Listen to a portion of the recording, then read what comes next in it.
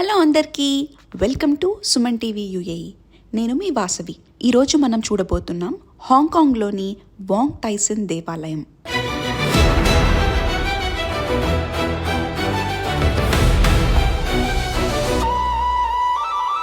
వాంగ్ Tyson దేవాలయం ఈ temple 1921లో నిర్మించబడింది.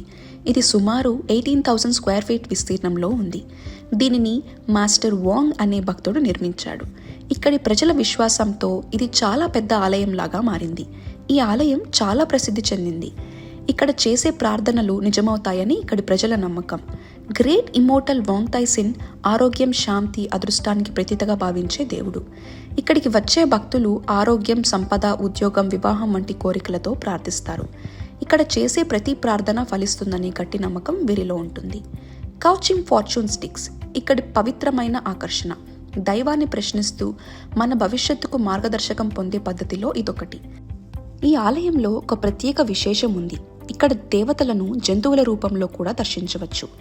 చైనీస్ సాంప్రదాయం ప్రకారం ప్రతి జంతువు ఒక ప్రత్యేక శక్తిని, ఒక దైవ లక్షణాన్ని సూచిస్తుంది. ఫర్ ఎగ్జాంపుల్, డ్రాగన్, పులి, తాబేలు పక్షులు శక్తికి, ధైర్యానికి, దీర్ఘాయువుకు, స్థిరత్వానికి, ఆకాశం, భూమి మధ్య దైవ సందేశాలను మోసుకొచ్చే వాహకులుగా వీరు భావిస్తారు. ఈ జంతు రూపాలన్నీ మన జీవితంలోని భిన్న ఆశయాలను దైవశక్తితో అనుసంధానం చేస్తాయి. వాంగ్ టైసన్ దేవాలయం కేవలం ఒక ఆలయం కాదు, ఇది నమ్మకానికి నిలువెత్తు సాక్ష్యం. మీ మనసులో ఏ కోరిక ఉన్నా భక్తితో అడగండి, ఎందుకంటే ఇక్కడ దేవుడు మాటల్లో కాదు, నమ్మకంలో కనిపిస్తాడు.